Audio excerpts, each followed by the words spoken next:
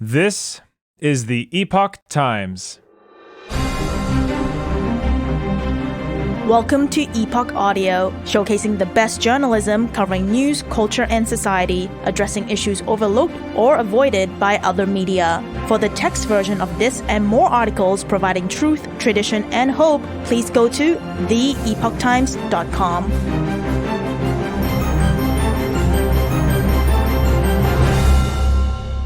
Flesh-eating bacteria cases on the rise. Here are the symptoms. Written by Marina Jung. A flesh-eating bacteria called Vibrio vulnificus has been making headlines, with news of deaths and patients having to amputate limbs to control the infection. While the bacterium tended to be more prominent in the Gulf Coast states, in recent months cases have also spread northward, with cases in New York, North Carolina, and Connecticut. So what is Vibrio vulnificus, and will they really eat flesh like in horror movies? Flesh-eating bacteria cases on the rise. Vibrio vulnificus is a type of so-called flesh-eating bacteria that can cause life-threatening infections. Infections with this bacteria are rare, but are on the rise. Microbiologist and distinguished professor Rita Colwell from the University of Maryland, who has been studying Vibrio bacteria for 50 years, said that cases of infections have increased by many-fold in recent decades. Around 150 to 200 cases of Vibrio vulnificus infections are reported to the U.S. Centers for Disease Control and Prevention every year. About 20% of those infected die within a day or two of being infected. Vibrio vulnificus thrive in warm, salty, and brackish waters. Hence, Vibrio vulnificus infections are the most commonly reported in Gulf Coast states like Texas, Louisiana, Mississippi, Alabama, and particularly Florida, which has one of the longest coastlines in the United States. However, there has also been an increase in Vibrio vulnificus reports along the East Coast. Dr. William Schaffner, a professor of preventative medicine and health policy at the Infectious Disease Division in Vanderbilt University Medical Center, told the Epoch Times physicians along the Gulf Coast were familiar with this infection, but now the Vibrio is moving up the eastern seaboard. I think physicians there, particularly those who work in the emergency room, are having to learn more about this infection.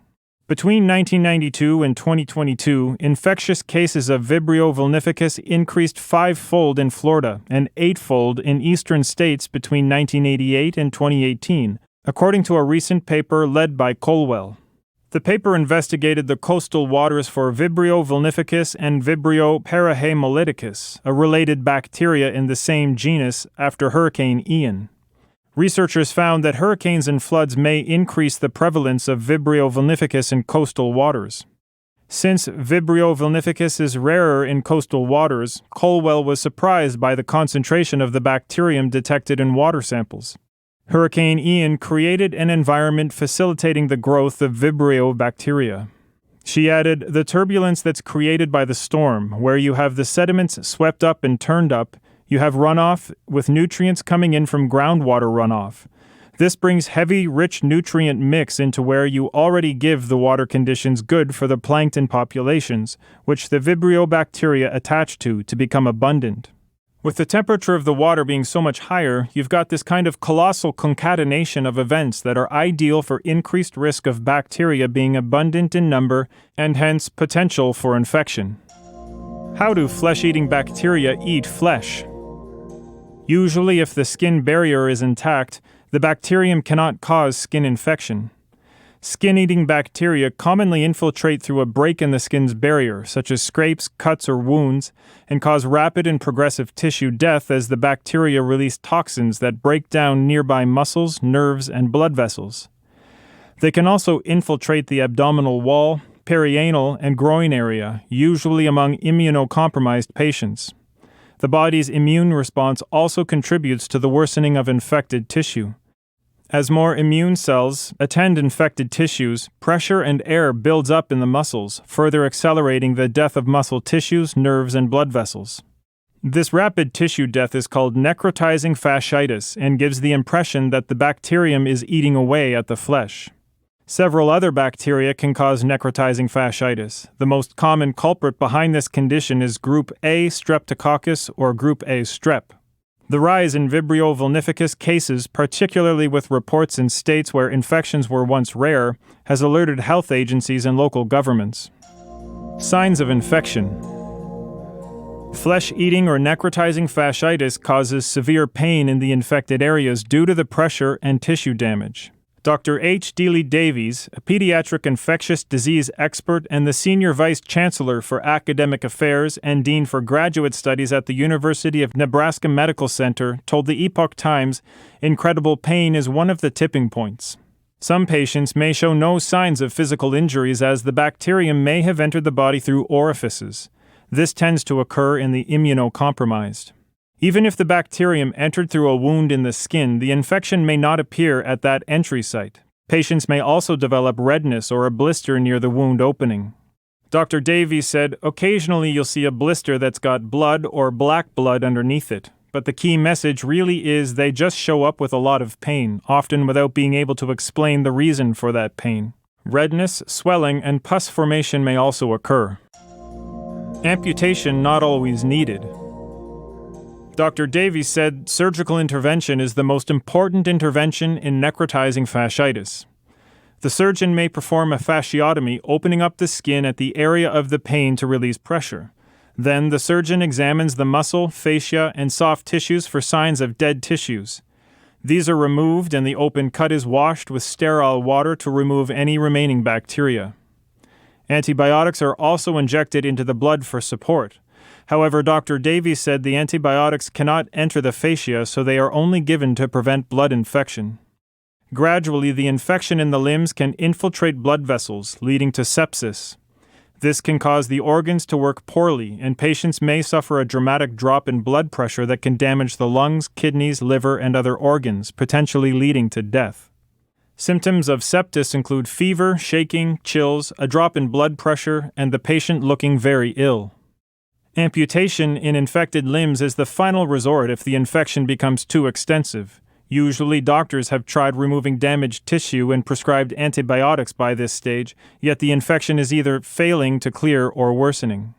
Dr. Davies said, comparing the bacterial infection to water leakage in a sink, if they're so sick that every time you check the blood, the bacteria is in there, that means you have a tap turned on somewhere. If you don't turn off that tap, no matter how much antibiotics you give, it's like wiping the floor while the tap is turned on.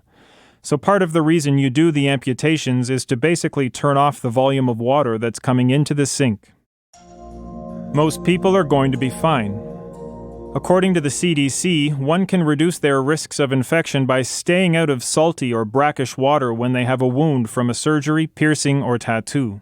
Dr. Davies said the wound should also be covered with a waterproof bandage if there's a chance of being in contact with salt water, brackish water, or raw or undercooked seafood and its juices.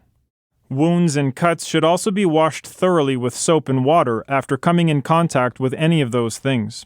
While this may not remove all the bacteria, it can help lower the overall bacterial count and make infections more manageable.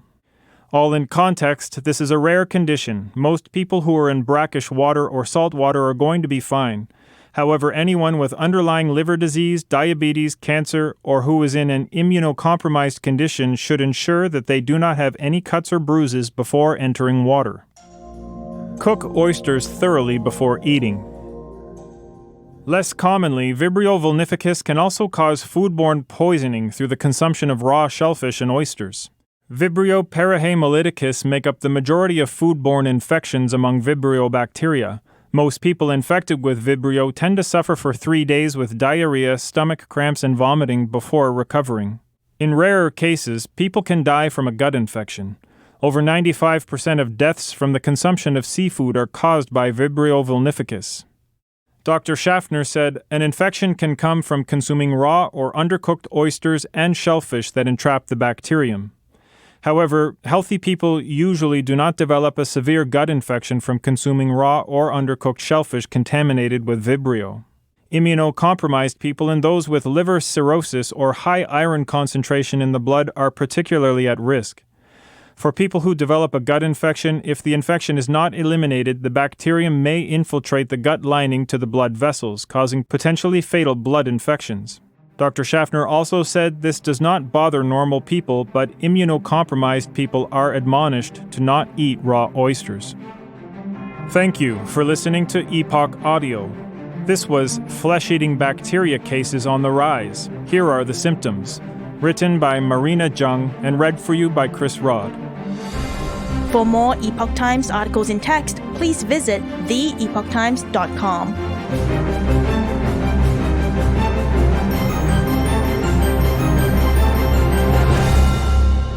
This is the Epoch Times.